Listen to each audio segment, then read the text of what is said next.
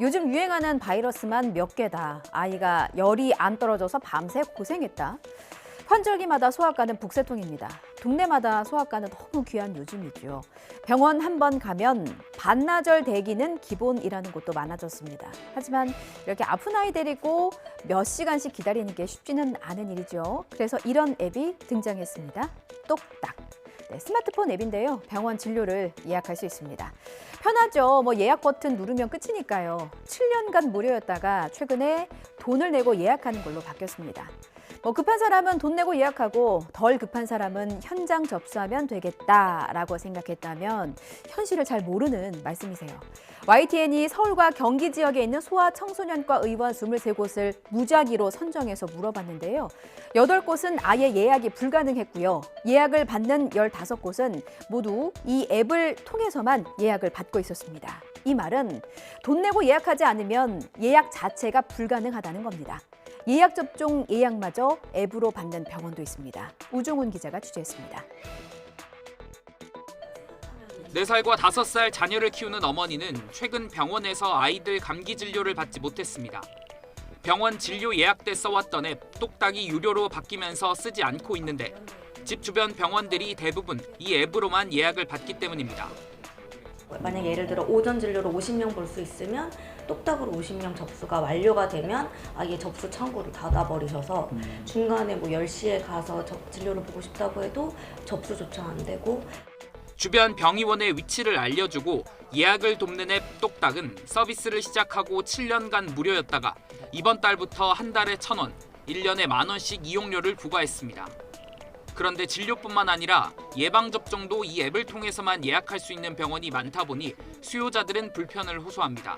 국가에서 필수로 접종하는 예방접종을 사기업에서 이렇게 통제를 당하는 느낌이라 이게 맞나 싶은 생각이 좀 들긴 들더라고요.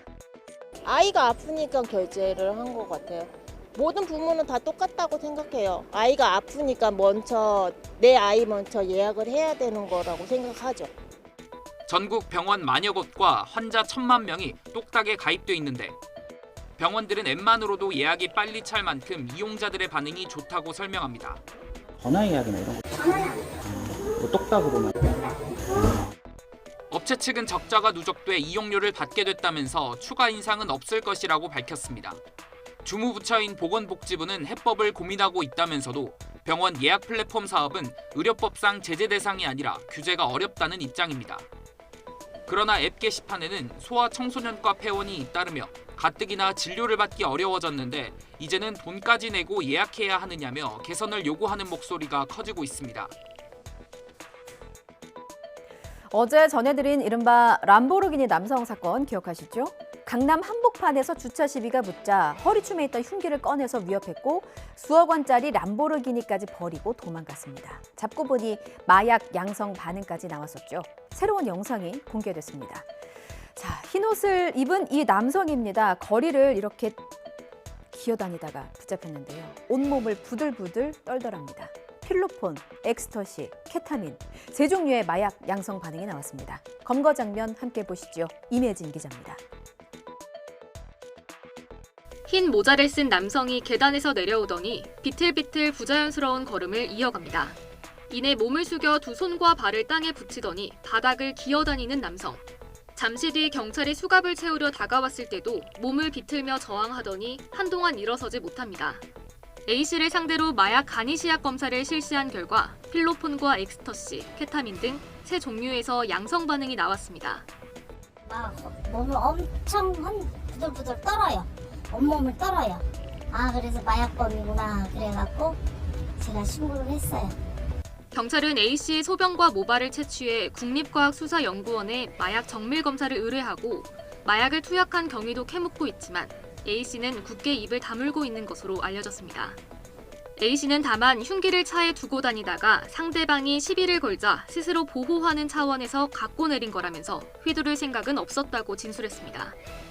A씨가 지난달 역시 서울 강남에서 롤스로이스를 몰다 행인을 치어 뇌사에 빠뜨린 20대 신모 씨와 선후배 사이라는 유튜버 주장도 나왔는데 현재까지 둘 사이 연관성은 확인되지 않았습니다. 경찰은 A씨가 관리 명단에 포함된 조직폭력배는 아니라면서도 조폭에 연루됐는지 확인할 방침입니다.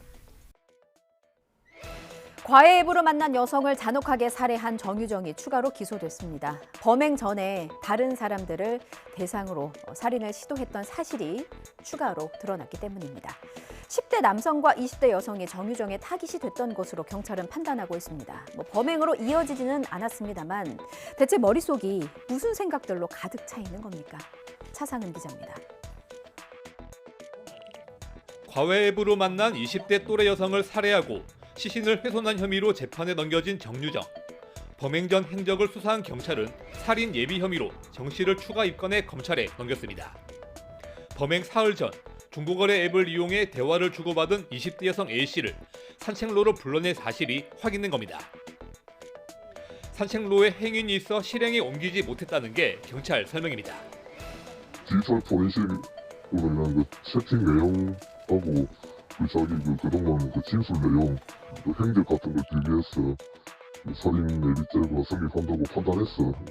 경찰은 정 씨가 10대 비군과도 중고거래 앱으로 사적인 대화를 주고받으며 만나려고 했지만 비군이 응하지 않았다며 이 살해에도 살인 예비 혐의를 적용했습니다. 정 씨는 비군에게 가족과 함께 사는지를 묻고 근처 산에서 만나서 뭐 할 건지 알려주겠다고 말한 거로 알려졌습니다. 최근 공판 준비기일에서 정 씨는 피해자를 살해하고 시신을 훼손 유기한 사실은 인정했지만 계획적인 범행은 아니었다고 주장했습니다. 오물로 가득한 생각들, 신림동 성폭행 살인범 최윤종도 마찬가지였습니다. 지난해 부산에서 발생한 이른바 돌려차기 사건 보도를 보고 범행을 계획한 것으로 파악됐습니다. 최윤종이 범행 전에 작성한 메모입니다. 용기 있는 자가 미녀를 차지한다. 인간은 기회를 잡아야 한다. 비뚤어진 욕망으로 범행을 감행했고 추악한 본성의 끝을 드러냈습니다. 최윤종은 숨이 멎은 피해자를 심폐소생술하는 와중에도 목이 마르다면서 물을 찾았습니다. 금수만도 못한 살인마입니다. 인간답게 살 용기는 왜 없었던 겁니까? 검찰은 중형이 선고될 수 있도록 공소 유지에 최선을 다하겠다고 강조했습니다. 김혜린 기자입니다. 지난달 17일 서울 신림동 목골산 등산로에서 30대 초등학교 교사를 성폭행하려다 무차별 폭행하고 목 졸라 숨지게 한 30살 최윤종. 범행 왜 저질렀습니까? 우발적으로 저질렀다고요? 저도 모르죠. 처음부터 살해하려고 한 겁니까? 그건 아니에요. 하지만 검찰은 최윤종이 넉 달 전부터 치밀하게 계획해 범행을 저질렀다고 결론 내렸습니다. 지난 4월 인터넷에서 범행에 쓸 철제 너클을 구입한 데 이어 범행 장소가 포함된 등산로를 수십 차례나 답사한 것으로 드러났기 때문입니다. 최윤종은 특히 지난해 5월 부산에서 발생한 돌려차기 사건 보도를 보고 피해자를 기절시켜 CCTV 없는 곳에서 성폭행하기로 계획한 것으로 파악됐습니다. 범행 이틀 전부터는 인간은 기회를 잡아야 한다는 등 범행을 다짐하는 메모를 작성하고 살인사건 기사도 다수 찾아본 것으로 밝혀졌습니다.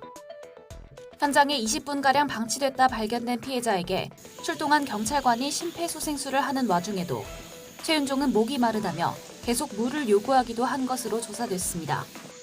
검찰은 최윤종이 재판에서 심신미약을 주장할 것에 대비해 인지적 결함이 없다는 사실을 확인했다고 밝혔습니다.